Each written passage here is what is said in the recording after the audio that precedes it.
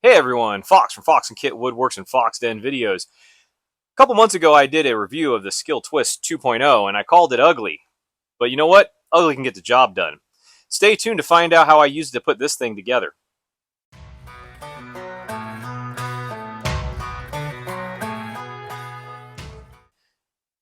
In my last review I called this thing ugly, but it got the job done, and my one complaint was that it didn't go to 90 degrees on this bend. However, after using it to do something it was more intended to do, like build this pre-built shoe rack cabinetry thing behind me, it really got the job done. And you know what?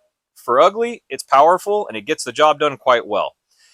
Before I keep going on, let me just thank you all guys for watching my videos and following the channel. And if you're not, please hit that like, subscribe, and notification button. Share it with your friends to join me along on our path to 250 subscribers, as well as just a stay-at-home dad, building things around the house and showing you how to do DIY stuff with his daughters. But anyways, so today I actually sat down and my wife had purchased this kind of IKEA-ish shoe rack coat hanger thing, and wanted to start putting it together today, and figured, you know what, be a great time to go ahead and put the Skil Twist 2.0 to the test. And I can tell you without a doubt, it did not fail. It completely surprised me with all the different things it could do. I know that this thing behind me has already got everything kind of pre-drilled and set up, but the fact that this thing, on whatever last charge I had used it on, I think I fully charged it about a week ago and have used it for a few odds and ends, it's put the whole thing together on the current charge and is still going strong. So let me go over some of the things that it actually was able to do on this and how it surprised me. So for this build behind me, or of this pre-built cabinet, basically it had a bunch of different things that either used a hex head or a Phillips head. And I'm going to go ahead and show you some of them. We had just kind of your common wood screw, one of those pre-threaded kind of bolt screws, those little locking ones that then come with the cap that locks the next piece in, and then two different sized or styled little tiny wood screws for finishing work. And this thing worked flawlessly on all of them.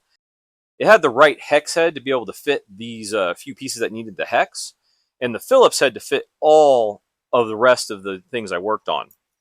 Now, one other nice feature on this thing that I had, it was the torque setting here. And I had talked about it before in the video, where if you click it, it will either show 3 for max torque, 2 for middle, 1 for the lowest. Then if you click again, it goes right back up to 3. This Twist 2.0 was able to drive this wood screw in, even though it's a pre-drilled hole, or partially pre-drilled hole, just fine on the torque 3 setting, the max setting, without stripping it out, and it would stop right as it finished and made everything nice and snug.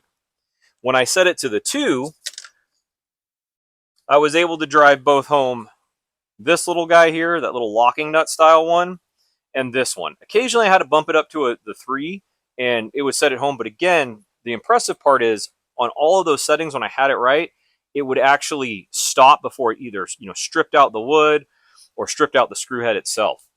One of the cool things too that I did is I found out when I first started driving these ones home, I was on the lowest setting, and it would drive it, stop, and then if I started it up again, it could finish the actual screwing in.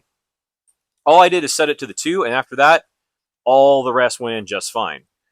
And then for all these little guys, I was able to do everything pretty much on the 1 setting. All right, so after spending the last couple hours putting this thing together behind me, I'm really liking this Skil Twist I'm really liking this Skil Twist 2.0. Kind of hard to say, a little bit of a tongue tie there. A lot. It got the job done. It may not look the prettiest, but it's definitely got plenty of power behind it. The battery life's been great on it. And finally, if you're looking for a tool around the house that you can just leave plugged in, maybe in the kitchen or in the garage, where, hey, I need to put something together, I need to get something done really quick, this thing is going to come in and be a great lifesaver for you guys, or a helping hand around the house to get those things done. In fact, the angling head on it, I only had a few times where I was like, man, I wish it went to 90, but honestly, I was able to just get it in here at this 45, get the job done. So anyways, that is my updated review of the Skil Twist 2.0. Hope you all stay safe and have a great day.